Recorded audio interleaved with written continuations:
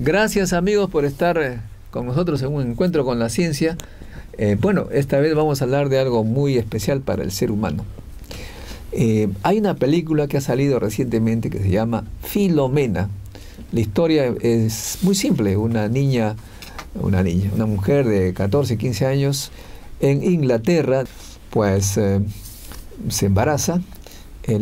Era un pecado en ese momento. Bueno, envía el padre a la niña a un convento, ahí da luz en una situación catastrófica, muchas mujeres mueren con niño y todo, y pues luego venden al niño a Estados Unidos porque no debe quedar rastro de que esa niña tuvo un hijo, y además en la confesión la niña pues dice que ha gozado bastante en el sexo, cosa que el pecado es mayor todavía.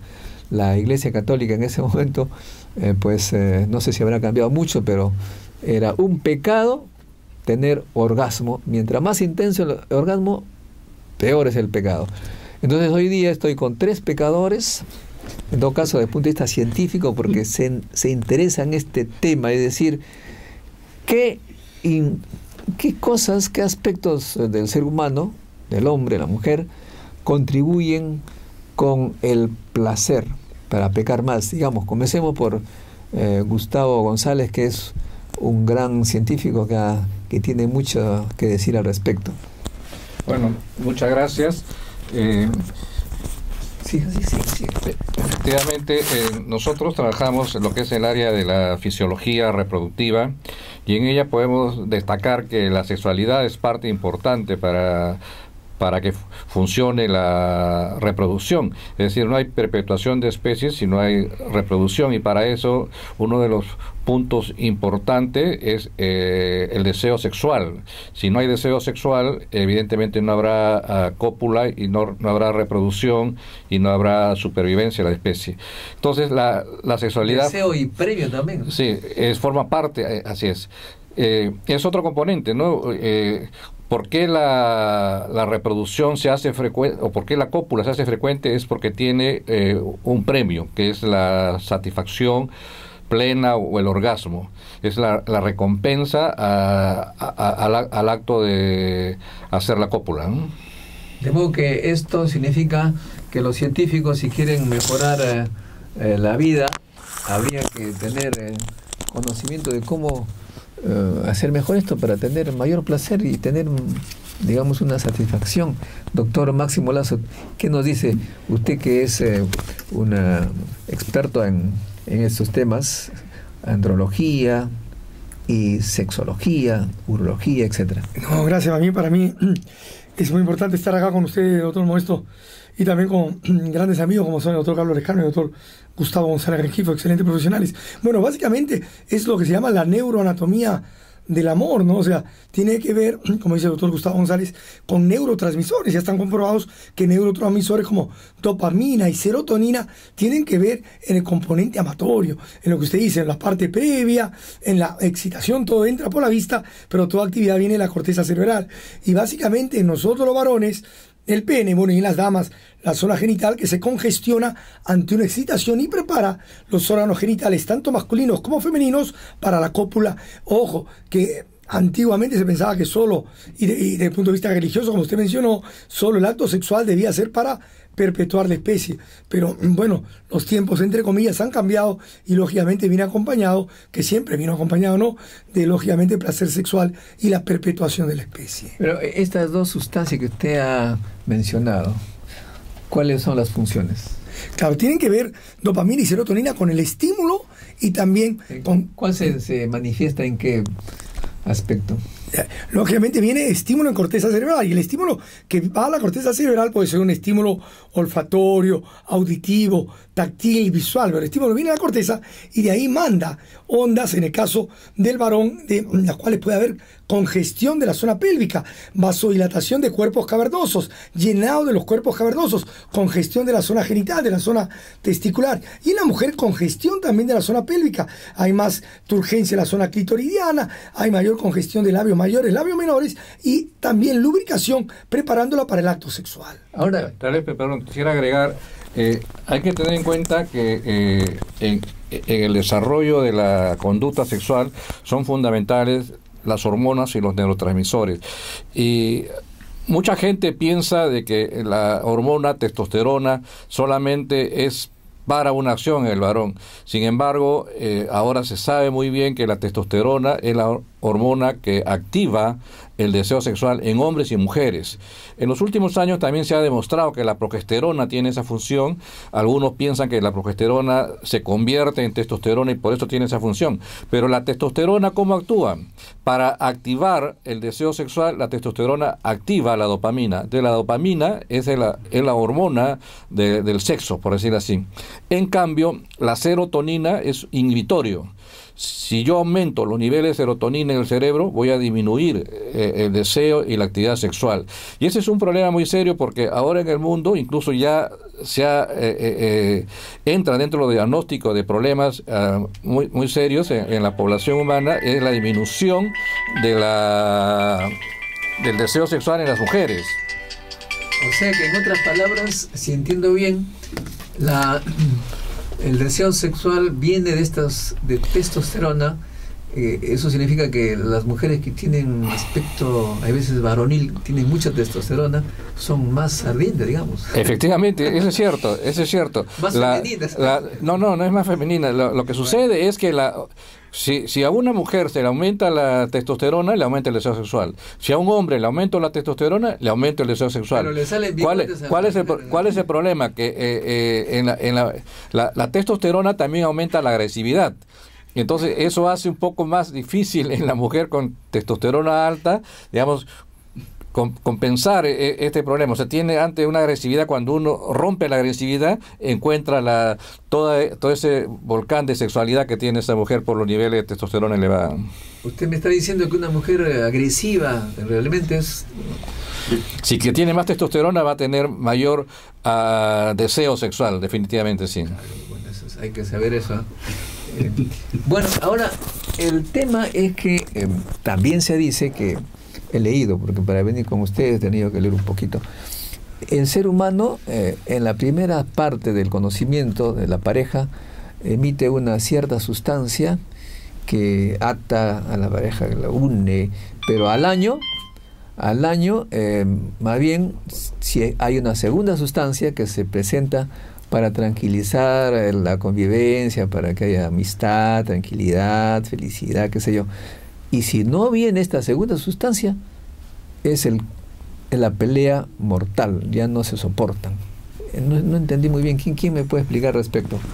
El doctor Carlos Lescano Bravo, que es psicólogo, clínico médico, y pues psicología de alta complejidad, psicología sexual y reproductiva, psico-oncología. Bueno, complicado un poquito, ¿no? Un poquito, pero muy agradecido por esta invitación y muy honrado sinceramente por la compañía de todos ustedes y de participar en este tema que tiene mucho que ver con estas sutilezas que tiene la naturaleza. Auspiciado por Cipriani, por si acaso. ¿Sí? Bueno, entonces ahora no, con cuidado. Entonces, todas estas sutilezas y estos caprichos también que tiene la naturaleza en este aspecto. Y efectivamente se dice que la sensación, el estado amoroso, más o menos se presenta en la especie humana hace algo de 3.500 millones de años. O sea, eso es sumamente antiguo, casi un poquito mayor que cada uno de nosotros. Pero vamos, hemos venido con ellos y somos producto de ello. Y precisamente se da íntimamente vinculado a la necesidad de la situación reproductiva en el ser humano y en todas las especies. Pero cuando ya ingresa el componente de la afectividad, de los sentimientos y de la emoción, se sintetiza y se encarna en el ser humano, en el varón y en la mujer. La sustancia justamente a la que se hacía referencia hace unos momentos es la feniltelamina, que es una sustancia que tiene como propósito fundamental mantener los niveles de empatía, de simpatía, de atracción, vamos a ver, de esa calentura romántica y filosóficamente romántica que une a un varón y a una mujer. y que más o menos dentro de nuestros circuitos tiene una supervivencia de alrededor de 3 a 4 años. Cuando esta sustancia comienza a decaer, empiezan los desencantos y empieza cada una de las parejas a mirar qué no me gusta del otro y qué ha dejado de gustarme del otro. Entonces, esta sustancia es fundamental, que va de la mano y funciona de la mano con la testosterona, la dopamina, la noradrenalina y la serotonina en menor cantidad.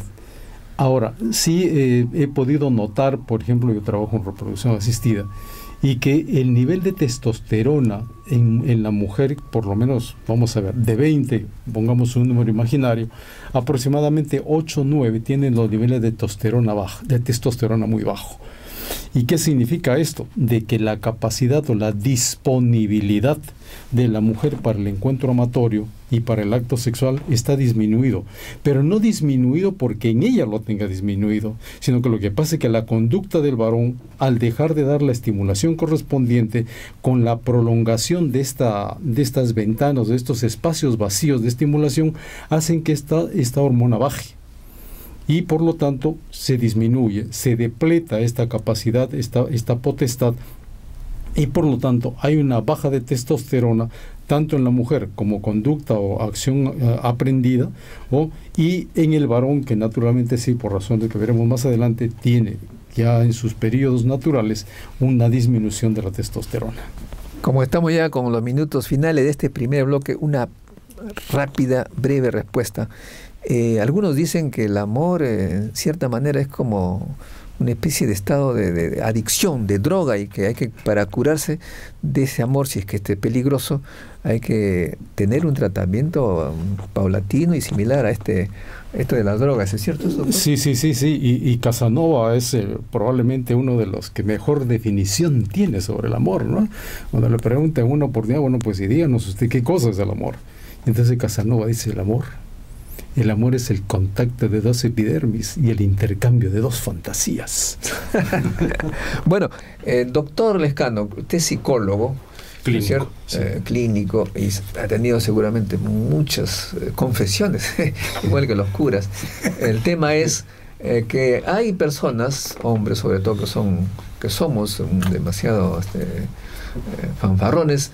Yo conozco de mujeres, ¿no?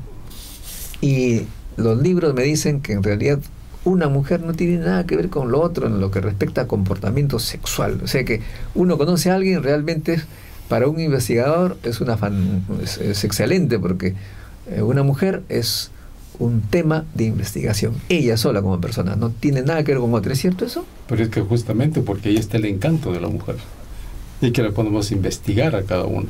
No hay 2 mujeres. No hay 2 mujeres. Si uno aplica la técnica que funcionó para la primera, la segunda nos puede fallar totalmente. Totalmente falla. Y aquel varón que va orientado dentro de esa verticalidad conceptual y sensitiva, pues se equivocó.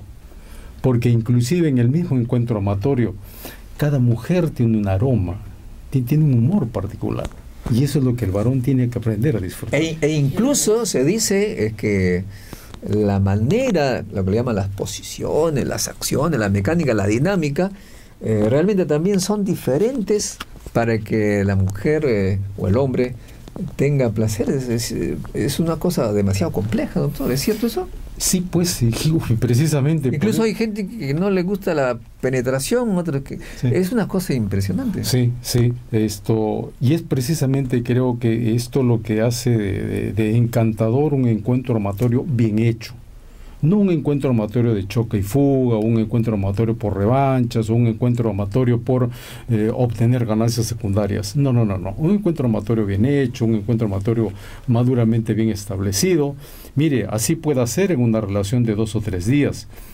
Pero si las cosas están hechas con madurez, y principalmente en el entendido de que ese encuentro tiene que estar basado en el respeto a la persona con quien uno va a compartir. Pero también, doctor, ocurre, de acuerdo a lo que he leído siempre, porque yo soy inexperto en ese campo, es que hay personas que tienen una experiencia con su pareja y no funcionan, pues, a las 2 veces ya, y dan por terminada la relación, cuando en realidad hay que investigar y lograr de repente en 2, 3, 4 semanas más de investigación grandes resultados. Sí, efectivamente, y esto, por ejemplo, acá el doctor Max Lazo, por ejemplo, en los temas de disfunción sexual o de disfunción eréctil, ¿verdad? Que hay unas que son selectivas, unas que son esporádicas, ¿verdad? Unas que son eventuales, pero que también van a ser potenciadas de acuerdo a un análisis y mucho mejor aún si es que son, vamos a ver, nutridas con la maca tan interesante que nos hablará también el doctor Gustavo González. A ver, cuéntanos. Bueno, hay disfunciones sexuales, como bien dice el doctor Lescano, que son selectivas. Generalmente la que es selectiva, o sea, con una mujer el varón sí tiene una buena erección, una buena eyaculación, y con otra mujer probablemente tiene una eyaculación precoz, una disfunción eréctil. Esa es situacional. Selectiva viene a ser psicológica. Porque si fuera orgánica, le pasa con una mujer y le pasa con todas, ¿no? Mucho tiene que ver también en la sexualidad, como decía el doctor Gustavo González, no solo la parte de neurotransmisores, sino hormonas, ¿no? Se dice que el hombre que más testosterona tiene es el hombre que más vellos tiene y es calvo. Generalmente el que tiene más testosterona no tiene cabello en la cabeza y es muy hipertricoso, o sea, tiene mucho vello. Y la mujer, como decía el doctor González Rengifo, que por ahí tiene el bozo, el bigotito o algunos vellitos de más, es una mujer que tiene más testosterona. Androgenización de la mujer se llama, y generalmente es una mujer más hipersexual, o sea, tiene que ver. Pero lamentablemente hoy en día, estrés, tabaco, alcohol, drogas y las mismas medicinas, los antihipertensivos, los anticonceptivos en la mujer, baja la sexualidad, antidepresivos, ansiolíticos, altera serotonina. Muchos de los antidepresivos son inhibidores de la recaptación de serotonina. El doctor Gustavo González Rengifo habló bien de la serotonina. Entonces, muchas veces, muchos fármacos, inclusive para la próstata, hay algunos fármacos para la próstata que bloquean el paso de la testosterona a dihidrotestosterona, que es el metabolito activo. O sea, muchas medicinas que tomamos por algún motivo indicado por nosotros mismos, los médicos, lamentablemente altera la sexualidad del hombre y de la mujer. Doctor Gustavo González, o sea que nosotros como seres humanos, como personas físicas, somos un laboratorio bioquímico y hay que tratarnos bioquímicamente, hay que inyectarnos sustancias adecuadas también para un poco comportarnos bien en ese campo. El organismo tiene todo lo necesario para generar el bienestar, y cuando se altera esa homeostasis es cuando uno recién debería ir a la búsqueda de cómo reponer esas deficiencias, o si hay un exceso, cómo reducirlo. O sea, no es que uno deba estar constantemente en la búsqueda de algo para mejorar algo. O sea, el organismo tiene todos los componentes necesarios para la felicidad, para el bienestar. Sin embargo, hay situaciones, como ha mencionado el doctor Lazo, que la vida misma genera un estado de estrés. Y ese estado de estrés, en la vida moderna, cada vez aumenta más y más y más. Los estados de contaminación ambiental es otro componente, y hace de que las poblaciones en general, varones y mujeres, estén disminuyendo sus capacidades de actividad sexual, porque disminuye el deseo. O sea, si no hay deseo, es bien difícil que pueda ocurrir un vínculo copulatorio. Entonces, para eso se han generado búsquedas de sustancias, compuestos que tratan de mitigar estas situaciones. Por ejemplo, nosotros tenemos, acá se habla mucho de afrodisíacos, ¿no? Afrodisíacos, tenemos la yoimbina, el erizo del mar, la maca, por ejemplo, que es un componente o es una planta excelente para mejorar el deseo sexual. Y también hay para lo opuesto, ¿no? La mashua, por ejemplo, eso es un tubérculo que inhibe el deseo sexual, inhibe la testosterona y por tanto disminuye el deseo sexual. Y eso es bueno saberlo, porque hay gente que son hipersexuales. Entonces tenemos el componente normal de la necesidad de un componente sexual amatorio, y hay las alteraciones que se llama parafilias, que está fuera de lo que es normal, la parafilia. O sea que cuando uno se da de viaje hay que dejar mucha mashua en casa. O llevarse mashua mejor. Bueno, entonces estamos pues en una situación muy interesante, porque la sexualidad, todos estos campos tienen que ver con la ciencia. Lo que estamos hablando, amigos, tiene que ver con laboratorio, con bioquímica, biología, psicología, todo lo demás. Y el tema, pues no debe ser tabú para nada. La Iglesia Católica en esa época supongo que algo ha evolucionado, porque incluso este asunto de la homosexualidad que muchos han hablado, aparentemente también es natural, en el sentido que no es una enfermedad. ¿Alguno de ustedes puede hablar? Por favor, usted que es psicólogo, supongo que ha tenido grandes encuentros científicos sobre el tema. Científicos. Bueno, sí, efectivamente. Lo que pasa es que este tema, esta particularidad en el desplazamiento de la orientación de la fijación o del objetivo sexual o del objeto sexual, como se dice en la teoría, en la corriente freudiana, pues es parte de la especie. El tema está en que la persona que porte esta particularidad sepa llevarla, porque a final de cuentas lo más delicado de todo esto es el escándalo, la promiscuidad, el mal llevar una particularidad que la persona tenga. Entonces, si una persona tiene esta disposición y tiene poco claro también, porque a veces hay muchos, pero veo muchos casos, sobre todo cuando tengo que ver a parejas que van por temas de reproducción, sí encuentro casos en los que hay una real duda, y no una real duda solamente interpretativa de mi parte, sino por exposición o por expresión misma de la persona que concurre, de la pareja que concurre. Y entonces, bueno, eso es un tema aparte, son sesiones aparte, pero vamos a ver, lo importante es que la persona sea sumamente consciente de que si tiene esta particularidad o considera que podría tener esta particularidad, busque la ayuda profesional correspondiente. Ahora, lo peor es esconderlo. Ahora hay un tema, doctor, que también estaba leyendo, que el amor, eso que le llaman amor, que es bien difícil de definir en realidad, ¿no? Parte de la admiración.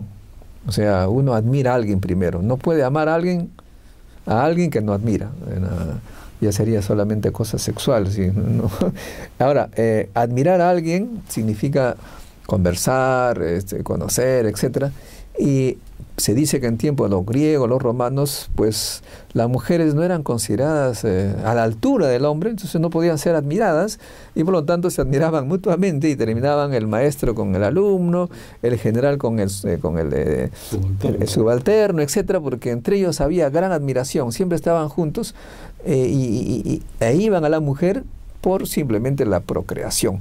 Esto de la admiración es una condición fundamental para una relación plena, doctor. Bueno, son cuatro los componentes de una relación entre seres humanos, y principalmente, si vamos para el lado amatorio, entre un hombre y una mujer. Es la confianza, el respeto, la valoración y la admiración.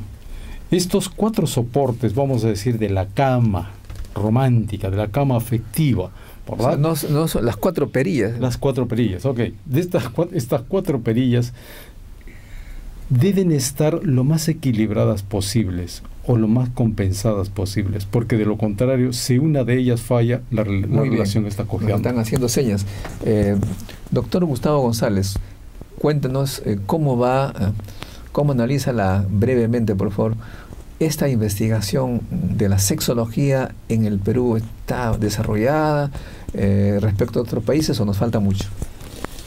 Bueno, en realidad hay grupos que se están conformando en el desarrollo de las neurociencias. Hoy día habíamos querido tener a un doctor en neurociencias de nuestra universidad que habíamos invitado, porque es parte fundamental del conocer el comportamiento humano. El comportamiento humano, a veces uno se admira las respuestas diferentes que uno encuentra entre las diferentes personas. Por ejemplo, ahora hablábamos un poco sobre la homosexualidad, y hay mucho la pregunta, ¿nace o se hace? Y lo que pasa es que uno confunde muchas veces lo que es la orientación sexual y la conducta sexual. que son dos cosas diferentes. O sea, una persona puede ser completamente heterosexual, o sea, un varón con cerebro masculino y que le gustan las mujeres, pero que nunca tenga actividad sexual. O viceversa, una mujer con cerebro femenino que le gustan los hombres y que nunca tiene conducta sexual. O a la inversa, que tenga demasiada promiscuidad y tenemos los dos extremos. Entonces, cuando uno habla de la homosexualidad, ¿qué significa eso? Antes de las 10 semanas de embarazo, el cerebro no tiene sexo, está indefinido. Y por acción de la testosterona, que va a actuar sobre la dopamina, masculiniza el cerebro. Y una vez que masculiniza el cerebro queda impreso y sellado por toda la vida. Si no hay la testosterona, o si la testosterona aumenta después de un periodo crítico, el cerebro no se masculiniza y por lo tanto queda femenino. Pero la expresión masculino-femenina ocurre con la pubertad. O sea, estamos hablando 12 o 13 años después de haber nacido. Con lo cual, a veces hace difícil decir si efectivamente una conducta es previa a la pubertad o nació con esa. Muy bien. Bueno, muchas gracias, amigos, por esta interesante... Hay mucho para hablar, creo que vamos a hacer varios programas al respecto con la dirección del doctor Gustavo González, pero efectivamente en la película Filomena también se ve que descubre la mamá a su hijo muerto ya 50 años más tarde, que era homosexual. Cuando le dijeron que había sido homosexual, ella no mostró ninguna sorpresa porque dijo, sí, en realidad al año me di cuenta que iba a ser homosexual. O sea que efectivamente no dependía mucho de la experiencia posterior, sino de cierta tendencia ya que tienen algunas personas al nacer. Amigos, hablaremos más sobre este tema en los siguientes programas por ser de gran utilidad. De repente aumentamos el índice de la felicidad, somos de los países más infelices. Creo que si tratamos este aspecto podemos aumentar algunos puntitos, ¿no es cierto? Decididamente sí, sobre todo, si no felicidad, pero por lo menos bienestar. Muchas gracias, amigos. Regresamos con otro encuentro con la ciencia.